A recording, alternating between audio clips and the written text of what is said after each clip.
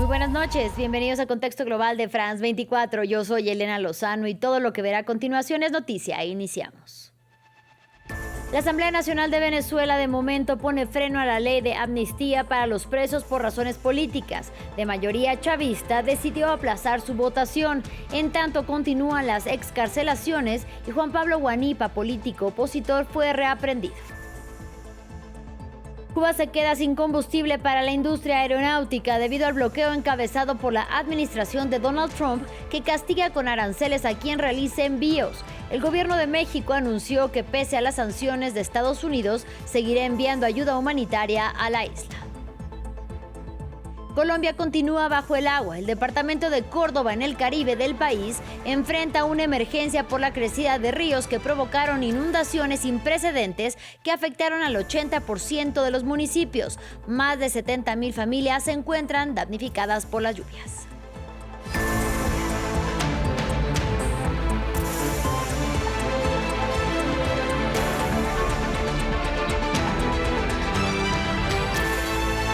Iniciamos en Venezuela. La Asamblea Nacional puso freno a la ley de amnistía para los presos por razones políticas. De mayoría chavista decidió aplazar por el momento la votación de la ley impulsada por la presidenta encargada Delcy Rodríguez tras la captura de Nicolás Maduro por parte de Estados Unidos. En tanto continúan las excarcelaciones de opositores venezolanos y Juan Pablo Guanipa, político opositor, fue reaprendido acusado de violar las condiciones de libertad. Para hablar sobre el tema, saludo con mucho gusto a Joel García, quien es abogado defensor del dirigente político venezolano Juan Pablo Guanipa y especialista en Derecho Penal, doctor en Ciencias de la Educación y profesor universitario. Bienvenido y gracias por la comunicación. Buenas noches, Elena. Un placer estar con ustedes. Para nosotros, abogado, cuéntenos, por favor, según su análisis, ¿a qué puede responder este aplazamiento para la votación y también eventual aprobación de la ley de amnistía? ¿Ustedes en ese sentido temen que se trate de un cálculo político del chavismo? Bueno, mira, cálculos siempre van a tener. Sin embargo, lo creo conveniente porque en una ley no se puede aprobar así atropelladamente. Pudimos revisar el borrador de proyecto de ley que habían ellos tenido y que nos suministraron. Y ese proyecto de ley verdaderamente es muy eficiente. Es una ley que pudiera liberar a unas personas, pero no le genera dignidad a nadie. Entonces es una ley muy escueta que ojalá se dignen a recibir las propuestas que hemos llevado hasta ella. Hoy yo llevo una propuesta incluso también para que sea modificada esa ley y que lo tomen en cuenta porque la manera como está solamente cubre 2 años y 2 meses de los 27 años que comprende 1999 a 2026. ¿Y este aplazamiento qué le dice? Bueno, no, que tienen que discutirla mejor, hay que incorporar otros artículos, tiene que ser más inclusiva, no exclusiva como lo es. En la ley que nos propusieron no se incluyen a los militares, no se incluyen a los comunicadores sociales que han estado presos por delitos de opinión, no se incluye a los ciudadanos que por manifestar a través de una red social están encarcelados hoy día. Es decir, se deja mucha gente fuera y solamente se limita a unos hechos específicos y no a todos los 27 años de persecución política que tenemos en Venezuela. Ahora, por otra parte, ya lo anunciábamos, usted es el abogado defensor del político opositor Juan Pablo Guanipa, quien fue reaprendido tan solo 12 horas después, calculábamos, de su liberación. El gobierno argumenta que violó sus condiciones de libertad. ¿Qué se sabe de su paradero hasta el momento y sobre su recaptura? Bueno, sabemos que anoche, casi horas de la madrugada, fue capturado, secuestrado por personas que no se identificaron, fuertemente armados, porque no sabemos si son colectivos del régimen o son funcionarios policiales, y hasta ahora no sabemos dónde se encuentra Juan Pablo Guanipa. Presumíamos que estaba en la misma sede donde estaba antes, le llevaron comida y no se la recibieron, entonces no sabemos dónde está. El hecho de que se le revocó la medida que se le había otorgado es una arbitrariedad de parte del Ministerio Público debido a que él no violó ninguna condición. Las condiciones fueran que se presentaran cada 30 días al tribunal y que tenía prohibición de salir del país. Ni ha pasado 24 horas para que se pueda cumplir los 30 días, ni ha salido del país. Es decir, es una arbitrariedad que no tiene ninguna motivación ni sustento, solamente que confunden incumplimiento con que está hablando, está diciendo lo que ellos no quieren escuchar. Y por otra parte, dado que las excarcelaciones han ocurrido en algunos casos a cuentagotas, ¿confían realmente en que el chavismo, para que estas continúen, puede darle su palabra y que todos queden libres, no solamente algunos? El chavismo no tiene palabra. El chavismo lo que está es cumpliendo las órdenes de la administración Trump. Eso es lo que está haciendo. Por eso lo hace a cuentagotas, a regañadientes, porque verdaderamente ellos no quisieran liberar a nadie. Ellos quisieran seguir reprimiendo, pero este gobierno tutelado, como lo es ahorita, está cumpliendo instrucciones, pero lo están haciendo de manera dilatada para ellos mantener, como decir, poder todavía. Pero tienen que hacerlo, van a tener que hacerlo.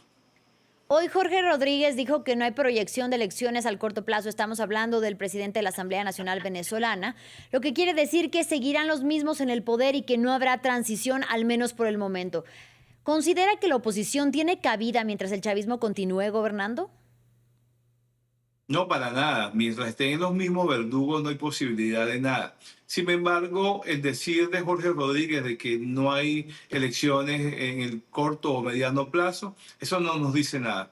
Cada vez que digan algo, siempre van a mentir. Entonces, lo que tenemos que hacer es seguimiento a que a cada hito que la administración Trump les propone y les ordena que hagan, que se vayan cumpliendo, y ahí veremos verdaderamente si estamos cumpliendo hacia el proceso de transición, como estamos ahorita en la fase de estabilización. Pero no lo que diga él. Cada vez que hablen, cada vez que dicen, siempre mienten.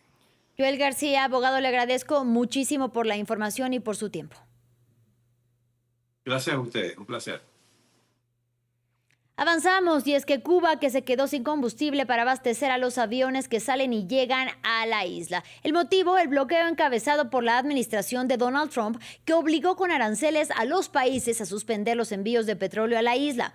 Pese a las sanciones de Estados Unidos, el gobierno de México seguirá enviando a Cuba ayuda humanitaria. Así lo informó la mandataria Claudia Sheinbaum, quien calificó de injusta la mediación y de la medida de Washington. Hugo Caro Jiménez tiene los detalles. La crisis en Cuba se agrava rápidamente con el pasar de los días. Este lunes las autoridades de la isla le informaron a las aerolíneas internacionales que el combustible para sus aviones ya no estará disponible a partir del martes. La señal más reciente del empeoramiento de las condiciones del país, presionado por Estados Unidos, que busca cortar el suministro de petróleo a la nación caribeña. De tomar medidas urgentes. Si tienen que tomar medidas urgentes porque las personas que van a viajar lejos, si no hay combustible, no sé, se les cancelará los vuelos hasta tanto haya una otra contramedida, no sé, algo. Esta decisión estará vigente según el gobierno hasta el 11 de marzo.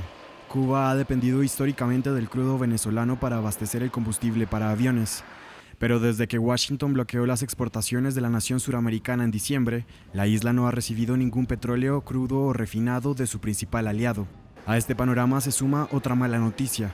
México indicó que el envío de crudo a Cuba está suspendido, ante las amenazas arancelarias de Donald Trump para los países que lo hagan.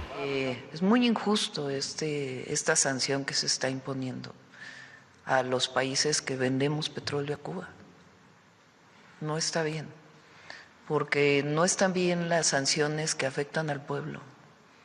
Puede uno estar de acuerdo o no con el régimen de gobierno de Cuba, pero no debe afectarse a los pueblos nunca.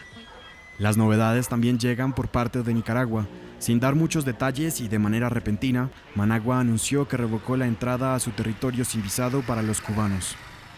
Ahora vamos a Colombia. El norte del país continúa bajo el agua. Desde la pasada semana, el departamento de Córdoba, en el Caribe colombiano, enfrenta una emergencia por las inusuales lluvias en esta época del año que provocaron la crecida de ríos e inundaciones sin precedentes. Al momento se han visto afectados el 80% de los municipios y más de 70,000 familias se encuentran damnificadas. Desde Montería nos amplía nuestro periodista César Rojas.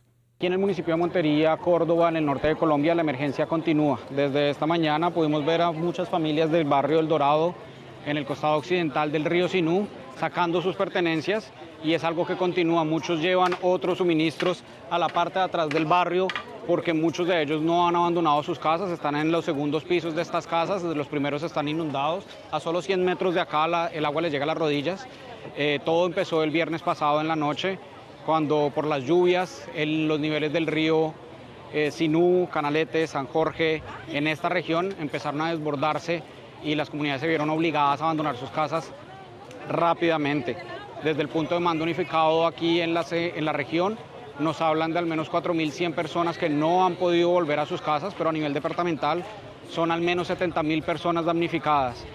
Desde el punto de vista de los muertos no hay cifras unificadas. Hasta esta madrugada oficialmente se sabía de 5 muertos, pero desde el punto de mando unificado nos dicen que saben que puede haber un subregistro.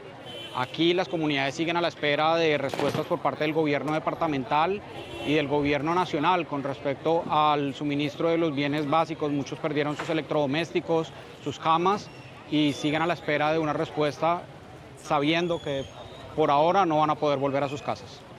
En más información, el caso de Jeffrey Epstein no solo salpica a la élite política de Estados Unidos o del Reino Unido. Los vínculos del pederasta y abusador sexual también llegaron hasta países de la región latinoamericana como Colombia.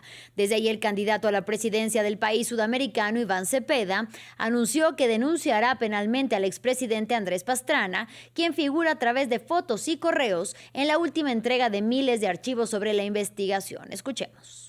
Anuncio que denunciaré penalmente a Andrés Pastrana. En los últimos días, medios de comunicación han reseñado que el expresidente de la República, Andrés Pastrana Arango, figura en los archivos relacionados con el pederasta y depredador sexual Jeffrey Epstein, que dan cuenta de la relación que había tenido con este y su compañera y cómplice Ghislaine Maxwell, así como del hecho de que con esta última habría utilizado bienes de uso privativo de la fuerza pública.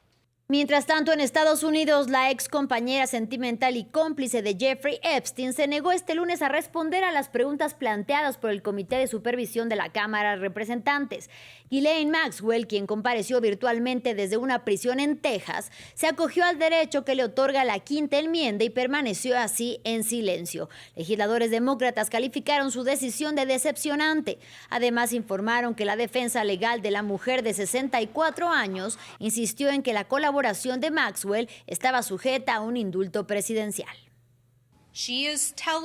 En su declaración le está diciendo a Donald Trump que intenta comprar su clemencia. Afirmó que está invocando su derecho a la Quinta Enmienda debido a una petición de habeas corpus pendiente ante el Distrito Sur de Nueva York. Pero seamos claros, las apelaciones de su caso ya han llegado a la Corte Suprema de los Estados Unidos y han sido denegadas. Ella no saldrá de la cárcel a menos que, por supuesto, Donald Trump compre lo que ella vende.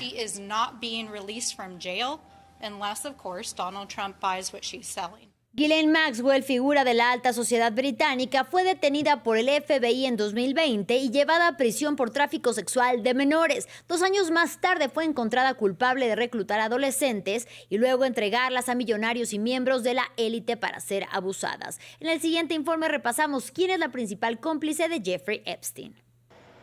2 de julio de 2020, escondida en una villa de New Hampshire comprada con un nombre falso, Ghislaine Maxwell es detenida por el FBI, para posteriormente ser trasladada a esta prisión en el estado de Nueva York para enfrentarse a un juicio por tráfico sexual de menores. En 2022 es condenada a 20 años de prisión. De este modo, la antigua compañera sentimental de Jeffrey Epstein fue declarada culpable por haber sido su cómplice, reclutando y entregando al empresario y a sus amigos adolescentes para ser violadas. Entre las principales acusadoras se encuentra Virginia Roberts Giuffre, que se convirtió en una de las pocas víctimas en hablar ante la opinión pública antes de suicidarse en abril de 2025. Era muy joven. Una mañana, Ghislaine me despertó y me dijo, hoy vas a conocer a un príncipe. En ese momento no comprendí que iba a ser víctima de tráfico sexual.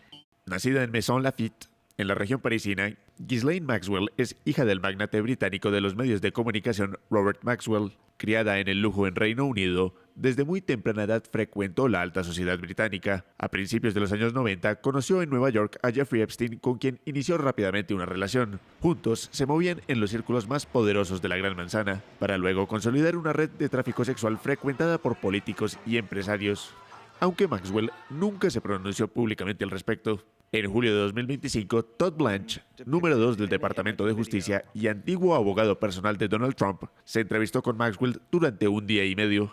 Así llegamos al final de este espacio informativo, pero si quieren saber más, mucho más, quédense aquí con nosotros en France 24. Hasta la próxima.